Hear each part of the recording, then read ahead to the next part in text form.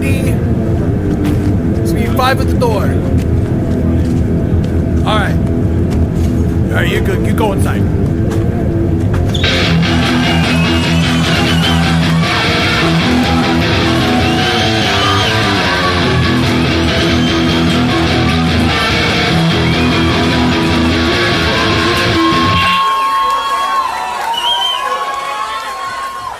Morning. I have all right, so there's been a lot of cool stuff happening the last couple of weeks, and 2 singles from this band have come out, and a lot of people are like kind of freaking out. Even Gami Gang shouted out them this morning, which was super sick. So I got Caleb from Hey, I Love You. I'm so fucking stoked to talk with you for a second. How are you?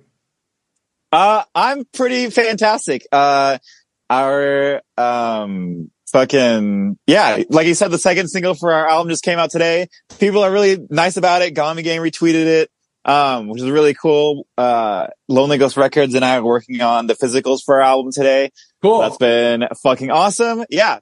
Can I swear, by the way? Is that cool? Yeah. Can I swear? Fuck yeah. Fuck yeah. Yeah, sweet. Yeah. So, and we're doing this, which is crazy. I did not think I was going to be doing a podcast today, but I am very thankful to be here. This is very awesome and very fun, very epic. Yeah, Todd. That's so. I've been watching, and so I watch you from afar. Like I've been like, right. I've been kind of following. Like, also shout out that band. That band's fucking good. I've been watching Hey, I Love You for a long time. Y'all showed up in my like Discover Weekly like years ago. Sick. That's badass. I think it's something. It's just Digital Lung. Yeah. Yeah. So that showed up like a long time ago, and I've been just like a fan. I've been just like, I love it. I love being a fan of y'all so much. The first record y'all did, immediately, first of all, y'all, the art that is so attractive. Like y'all did like is it Atari? Is that what that is a? Yes. Okay. So it's actually NES was the original NES trying to go for. Yes. Okay, cool. So it's original NES. That's when everything's kind of slanted up. I'm so glad you got that. I think you were the first person that has ever told me. Like, it's crazy. That's crazy. I feel like you're the first person that's ever. There's no way. I mean, I don't know if you're the first person that's ever like thought of that, but you're the first one that's ever been like, it's so cool that y'all did this. That's crazy. Cool. Well, awesome. It's that good. That's the whole thing. So let's kind of walk through history. Let's do a fucking lore dump. Okay. So you've been involved with, first of all, just kind of music for a long time. What's your background? How'd you get involved? What kind of keeps you going today? Okay. I'll try and keep this short and concise. But I really loved like video games. Like I was a huge, I don't know, gamer sounds so cringe. The internet. I know. Gamer. I was a big video game enjoyer when I was a kid. I didn't really go outside a whole lot. I didn't have a whole lot of friends. So I just spent most of my days playing video games. And I really loved the music in those video games. Like I found myself like starting up a video game sometimes and like going to a certain level and just like putting my controller down, letting the music play and just like listening to that shit. But I never really got interested in like the creation of music until like around middle school, when I discovered the band, Gorillaz in 7th grade. And like that shit, like, cause I feel like Gorillaz has like the ethos of like all the nerd shit that I was like really into, like, comic books and video games and anime and shit like that. Mm-hmm. And it's got like the same kind of energy, I think, to it. But it's focusing on music. And so like that was crazy for me, and that I got really interested in music. And then like through Gorillaz, I discovered like They Might Be Giants and, MGMT. And the big one for me was like Radiohead. That's what made me like start to play guitar in 8th grade. I had like a huge Radiohead phase. I probably would not be making music, if it wasn't for Radiohead. Hell yeah. Yeah. And then cause like Radiohead is what made me pick up a guitar. And like, I feel like every guitarist when they're first starting out has like a phase where they're just trying to listen to everything that they can with a guitar in it. So like, I'm sure you can relate. I feel like that there are two schools of thought. There are people that have to be taught, and then there's people that can teach themselves when it comes to guitar. And were you a person that just would sit down and just kind of figure it out by yourself, or did you have to like use tabs and then you were able to start writing outside of that? I definitely had to use tabs when I was younger, for sure. I was a big tab guy. I couldn't afford music lessons, so a lot of it was like YouTube for me. But yeah, like I was trying to listen to like everything, like Jimi Hendrix, Red Hot Chili Peppers, Pink Floyd. And then eventually I started to get interested in like more niche genres. I remember like watching a video by Watch Mojo that was like top 10 weirdest genres or whatever. And that I got into like post-punk and like vaporwave and like weird shit like that. And eventually I got into like, math rock, which led me into American football, which led me into like emo and like discovering all sorts of emo. And I think it was like sophomore year that I got really into emo music, which was really cool. And yeah, and then let's see here. I joined my first band, my first real band, because, you know, I think that like people have like a lot of like burst bands that are like not real things. Fizzle out shit. Yeah. 100%. Yeah, exactly. I joined my first band when I was a sophomore in high school. It was called Silver Society. We are still together to this day. We just go by the name Greyjoy now. And I joined on bass, and that was just like my first foray into music, like live music, doing it live. And then like in the meantime, I would try and make like little solo projects all the time, and like try and do my own thing, and I would upload them and then like immediately take them down. And then eventually, like, you know, many years later when the pandemic hit, I was really bored, and I was like, I'm going to do that thing where I make a little solo project. And I was listening to a lot of, Weather Day and Glass Beach and Your Arms Like a Cocoon at the time.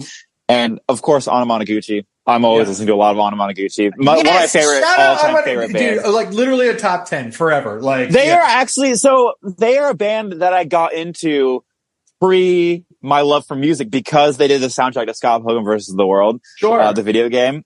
So it's actually, they've been around in my life probably longer than any other band, which is wild. So I was listening to a lot of those bands, and I was like, I want to do something like this. And then I made 4 songs, I think I did. And I put it on a little EP, and I put it out there, and Twitter seemed to like it, which was really cool. And that was the birth of Hey, I Love You. And so I've been sticking with it ever since. It's actually crazy. Like, I was planning on having that EP be up for like a few days. Cause like, it's just like, I don't know. I was expecting no one to listen to it. And, I don't know. It got kind of like a weird, I don't know. People liked it, which is really awesome. So yeah. Dude, well, first of all, I thank you for keeping it up. Like, and I feel like it's been like this cool seed to flower kind of thing that, I mean, this is LP2 that's coming out, which I've had a little bit of a gander. It is, just a little bit of a gander. It's so good. I think that this is 100% y'all's most mature work yet. Thank you so much. We really appreciate it. It's crazy. It's all over the place. One thing I wanted to ask is, if it isn't obvious, and if it is obvious that, what am I trying to say here?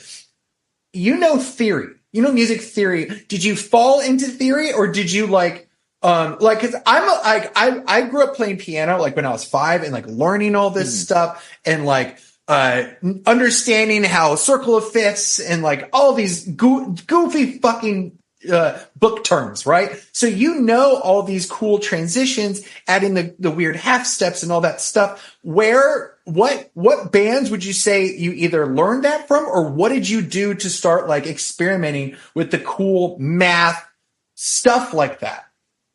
Well, first of all, thank you so much for saying that. I really do appreciate it. I don't know, when I think that like, cause I was in like band and choir, in high school. I started band in 5th grade, but I didn't get into choir until high school. Yeah. And I think a lot of it I just picked up from that. because I remember like we had to start doing like theory tests and whatnot. Mhm. And I think like all of my favorite bands, really experiment with theory, whether they intend to or not. And I don't know, like I'm not like the biggest music theory nerd in the world. Yeah. I just like weird shit in music. And, I think a great way to accomplish weird shit is by toying around with music theory. I don't really write music with theory in mind. I think sometimes like I'll hear like a video essay on YouTube about like something cool that Radiohead did once, and then I'm like, oh, I want to try that. Yeah. Yeah. Right. And so like that's where a lot of like the theory comes in, is just like seeing something cool and wanting to replicate that. Mhm. Yeah. No, Does that answer your question? Yeah, no, I think that's makes a lot of sense, because it's like I come from like, by the time that the internet was here and YouTube was there to learn, I was like 19, 20. Like I'm definitely like an old head here, and like started this band when I was like 33. So like, That's sick though. dude, I'm happy. I'm happy. I feel welcome. It was a little weird. It was like I went to a party being the old guy at the party, but I was like, okay, everyone. I'm not fucking up yet. That's how I feel so far.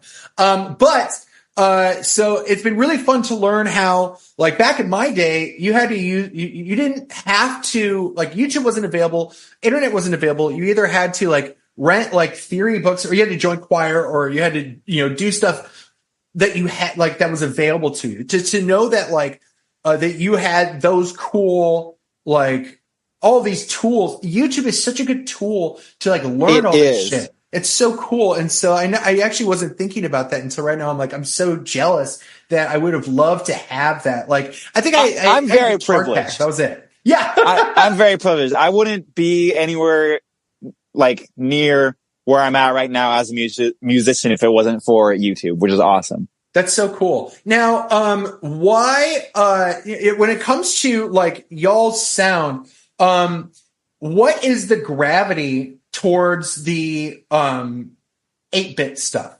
What is the stuff that keeps, like, is it because it's just a sound you like, or what keeps you coming back to, and like, and also there's more guitars in this new record than there have been in previous stuff. You find yourself like feeling less gravity recently, but you still want to have like this thing from your past? Like, I'm very interested to know.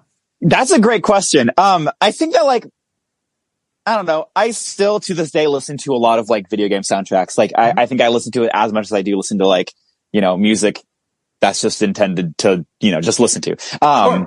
And I don't know. I love a good melody. And I think that like synths and like, I don't know. I just think it's a great way to accomplish melody is like in synth work and stuff like that. And like chiptunes, I don't know. I've just been so obsessed with that kind of aesthetic, that retro aesthetic, ever since I was a kid.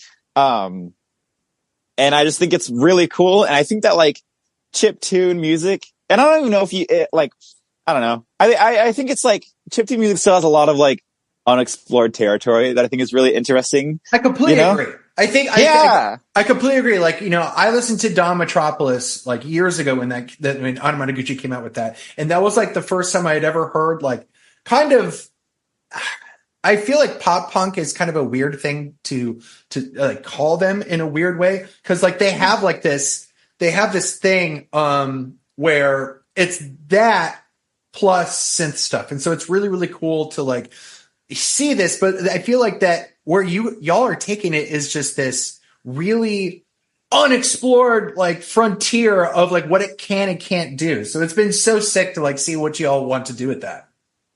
Thank you. We really appreciate that. Yeah. And like a lot of my favorite bands are like synth bands. Like I previously mentioned, like Weather Day, Glass Beach, Your Arms, Crying, Los Campesinos. Los Campesinos is, it's so funny that you called them like a synth band, because like that, I came up with like that first record when it was like, it felt like this British indie, like guitar pop thing. And and so like them exploring that, I always thought was just so much fun. And like, Actually, y'all, y'all truly are like emo's Los Campesinos. Yeah, that's goated. That's No, dude, no. That I've never put that two together. Specifically, that first record, dog. That first record has that high octane, like it's so energetic that's what y'all are doing. Like y'all are doing this maximalist shit. Like y'all and Topiary Creatures are like doing like probably the coolest, newest shit right now. I'm Topiary obsessed. Creatures, they're so good. I love them so much. Yeah, I really like. Yeah, a lot of my favorite bands are doing like the whole like maximalist, like so many layers, like lots of synths, lots of guitars, and like that first Los Campesinos record. Like, I just love bands where you listen to them and there's just so much going on, and like you could pick something out and be like, oh shit, I haven't really heard this before. Mm-hmm. You know, you listen to them all the time and you pick up on something new. I love shit like that. And so like that's I think what we're really trying to do. I think we. Like that first record that we did, I think that like we kind of lost the plot a little bit. Okay. But I think the second record I think we're really honed it in and like did everything really well. And you mentioned like there's more guitars in this one. And first of all, like I think that like Trevin Baker, the lead guitarist for Hey I Love You, he was a big proprietor in that. He is an incredible lead writer. And like, there are times where he wrote like several different leads and he was like, Caleb, what lead should I play? And I was like, we're just going to put them all on this song, it's fucking awesome. Is that how that is in the song that was released today? Is that how that middle part came about? He was like, listen, we can't decide which one I want to do. So we're going to do all three of them. So, actually, funny that you mentioned that tappy part. So that came from like a different song.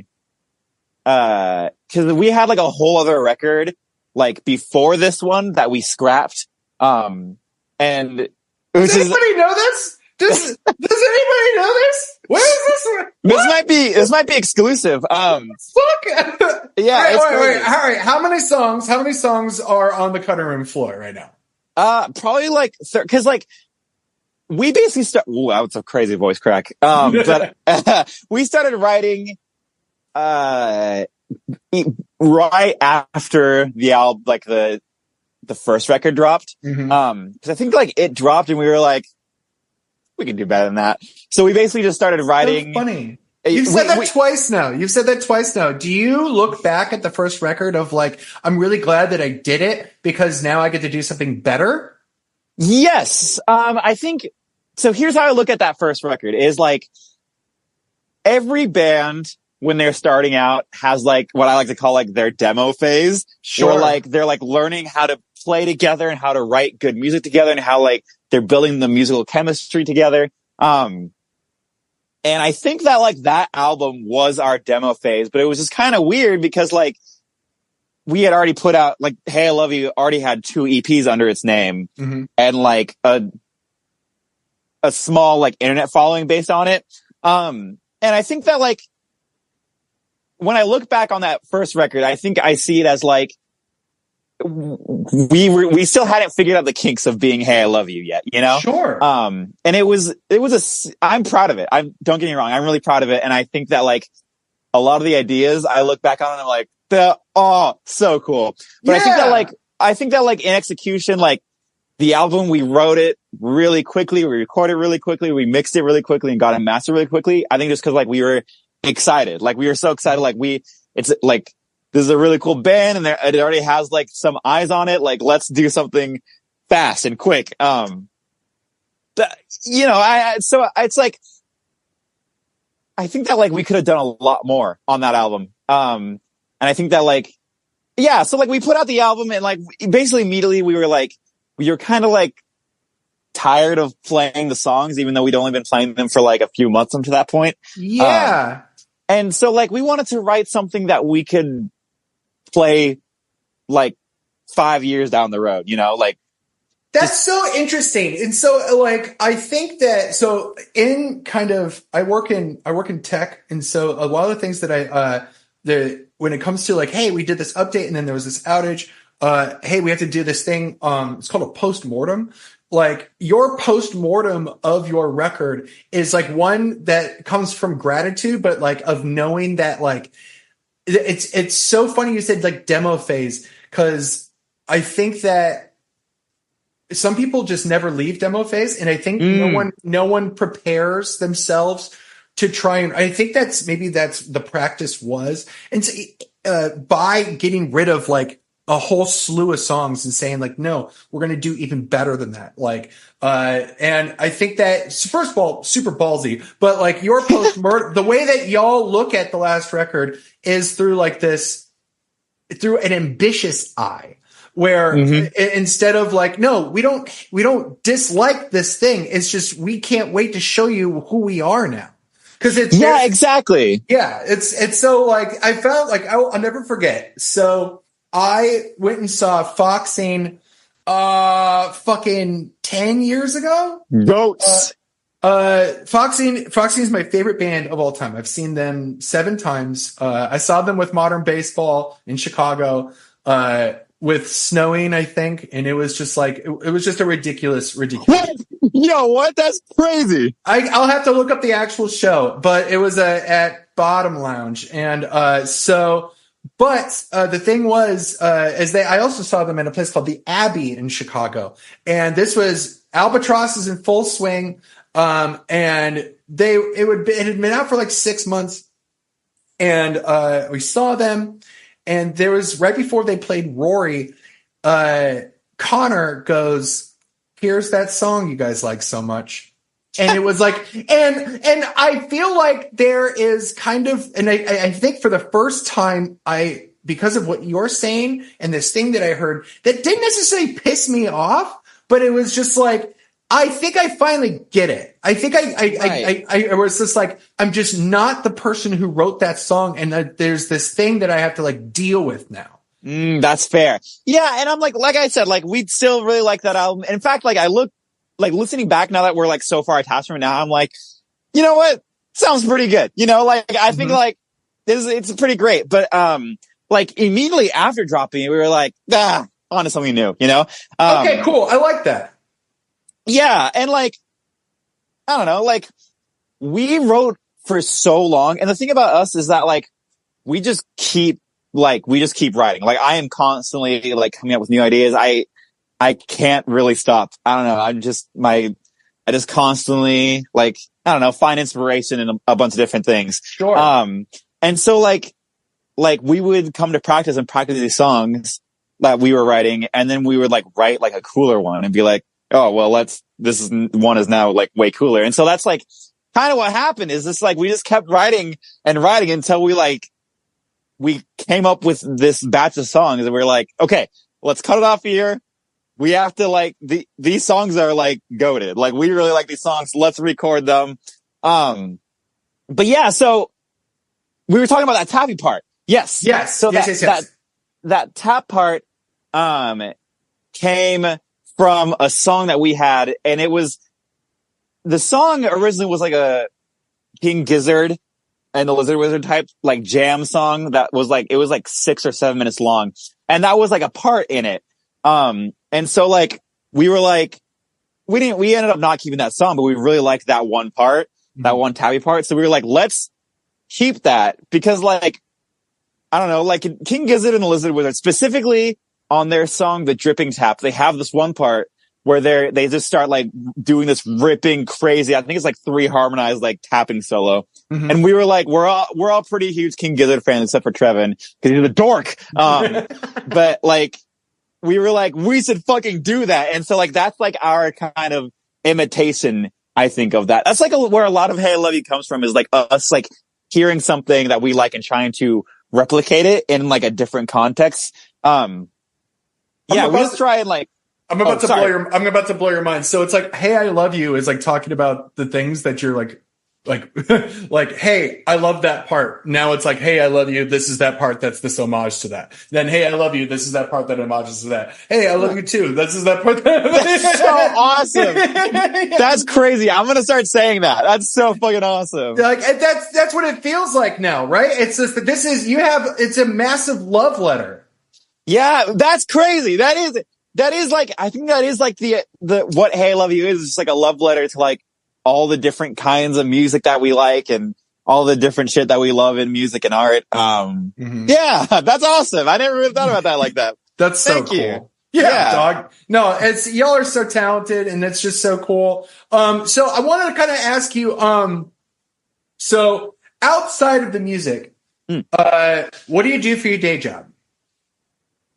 So actually I just moved to the Twin Cities from Billings, Montana. We moved to St. Paul, at the beginning of September. And that's a hell of a jump.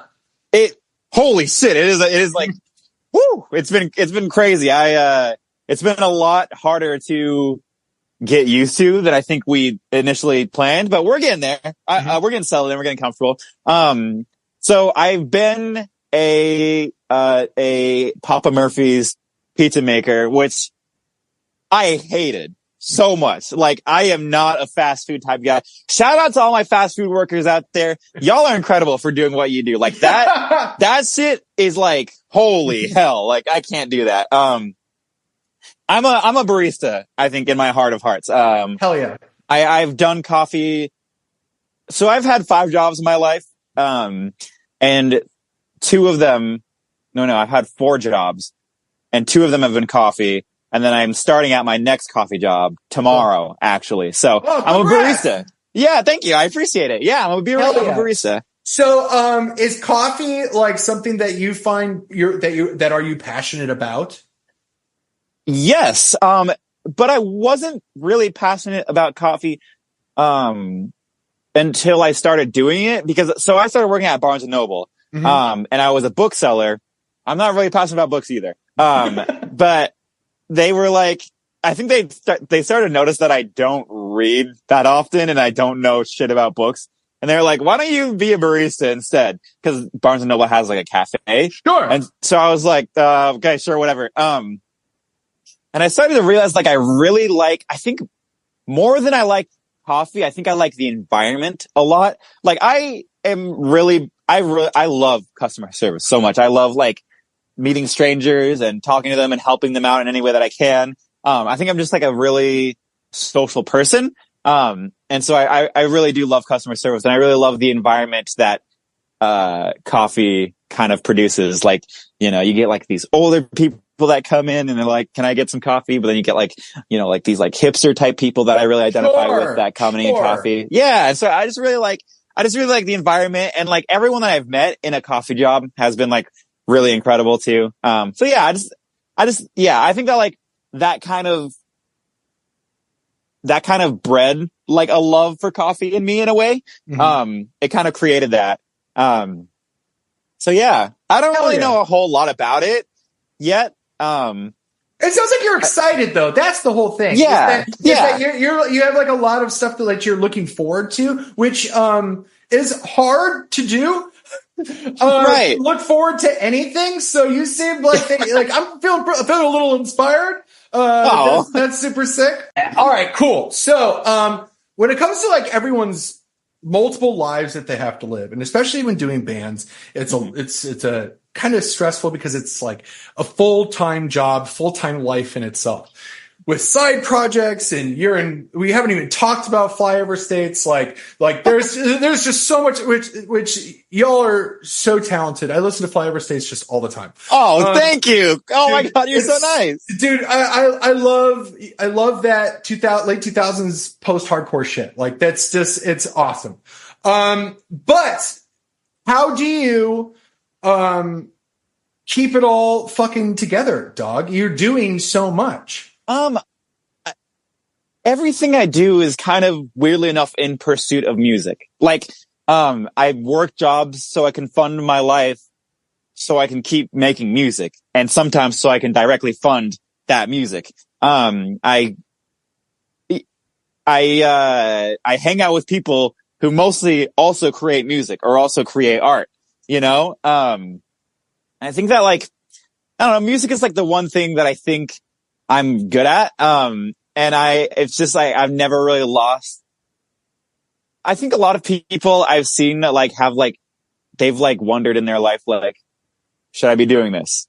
Like, maybe I should give up on music and whatever. I've never really had that. I've always just been like full fucking send. Like, it's time to make music. And yeah, so like, I don't really, this is going to sound weird. I don't really have a life outside of music or art. Like, everything I do is kind of in pursuit of music in a way, I think.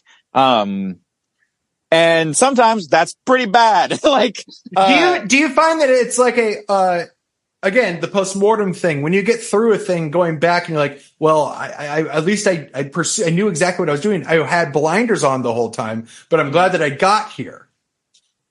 Yeah. Like, a lot of the shit that that Hey, I Love You has done as a band is kind of just like, we don't know what the fuck we're doing. We're just full sending it. Like, Steven, our bassist, actually brought this up. Like, he was like, it's kind of crazy that we just like do something. Like we get asked to do a tour and then we just like do it, having no experience, like not knowing what to expect. Cause like, you know, we'll get asked to do like really cool shows and like, but they'll be like, you know, cause we were in Montana at the time. They'll be like states away, like days away. And we'll be like, well, we want to play this fucking awesome show. So we got to get shows like on the way there and on the way back. And we just fucking full send it. And it's kind of crazy. And like, it's led to like a lot of like really stressful moments where I'm like, what the fuck? Like, I'm just like, you know, like, I remember like we had a tour in the summer of 2023, where like the alternator, like we were on our way home and the alternator just fucking broke in our van. And we were in North Dakota, which is like, I think like 10 hours away from Montana. And we were like, oh, what the fuck? And so there's a lot of like really stressful moments like that where it's like stressful things happen. People get like, you know, the van gets really tense. Every band goes through this where it's like, you know, like just like shit gets tense. But like, I don't know, we always figure it out, which is really cool. Yeah. No, I think like, oh yeah, cool, go on. Oh, no, I was going to say like, I think like at the end of the day, that makes it more rewarding. Is like, it's just like makes it like that much better feeling. It's like, we got home and like, we were like, we did that shit. Like it sucked at the time, but like we did it, you know? Do you ever feel like that you're chasing the story? You know, sometimes, yeah, like sometimes I'm like, I don't know. I'm a big proprietor that like we have this life right now. Like we have the moment, you know, we don't know if we have tomorrow. We do know that we have right now. So let's fucking just like make the most of it while you can experience life. And like, I don't know. I don't experience as much life as I can, I think. But I think that like touring and like being like a touring band and like just being a band in general is like my way of like experiencing as much life as I possibly can. I wish we got to do more with it. But you know, the even like the little tours that we get to do, like, you know, once a year, like I never take that shit for granted. You know, it's awesome. What is something that you wish, what's like part of your bucket list stuff that you're like, this is exactly what I want to do? Like, do you want to score a video game? Like, do you want to do like those kind of things? I do want to score a video game really fucking bad. I want to score a video game or even a movie or like a piece of animation or anything like that. And I want to open for I want to do like a tour opening for a band really bad. Yeah. What band? Oh, right. Yeah. off the top of my head, like Jeff Rosenstock would be like dream come true. Jeff Rosenstock has been like, I think like one of my favorite artists. But yeah, like Jeff Rosenstock, Anna Monoguchi, Los Campesinos, Glass Beats, any of those bands would be really fucking awesome. Joyce Manor. Like, I don't know. I love energy at shows. Like that's like what I strive for at Hey Love You shows is like shows where people are like crowd surfing and like there's moshing going on. Like, and so like any tour where like that shit would happen, like I would love to be on. Cause I think that like all the tours that we've done have been with like someone who is either slightly bigger than us or like at the same level as us. So it's kind of like up to us in that band to create that sort of environment. And so like a lot of shows that we play, Steven and I will end up like being the ones to start the mosh pits in the crowd. But I would love to play a show where that's basically like, guaranteed that like that, you know, that like there's that going on. Sure. I fucking or love play that. a tour. All right. Yeah. So I want to play a song of yours. Now, do you want to play something that has been released? When is this podcast coming out? Well, when would you like it to come out? That's kind of it's your call. Whenever. I mean, I love podcasts and I love interviews. So, you know, as soon as possible, let's play something that's unreleased. Every interview that I've done, or that we've done, in preparation for the album drop, we've done an unreleased track. So we've done track 3. Yes. And track 2. Mm-hmm.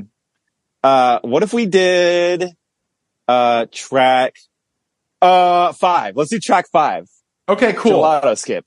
Okay, so first of all, super sick. This will be coming out. So it'll be Friday.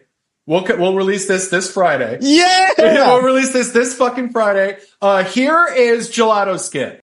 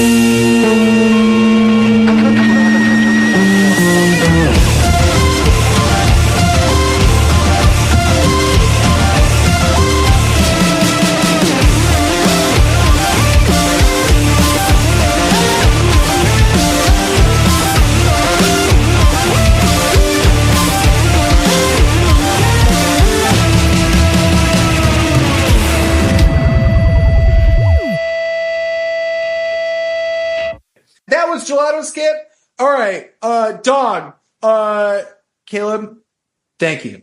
Thank you so much for fucking jumping on after being asked today if you wanted to do this.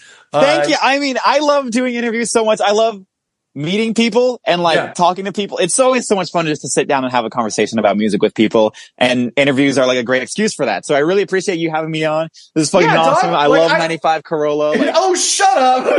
I dropped my phone. Shut up. Don't. It's true. Hey, Dog. Well, listen, I'm glad I got to talk to you in your tree fort, wherever you're at. Like, it's like you're literally like in. Oh, okay. This is the Flyover Estates practice space. That's so sick. Yeah, it's our basement. That's why we have a bunch of like blankets up.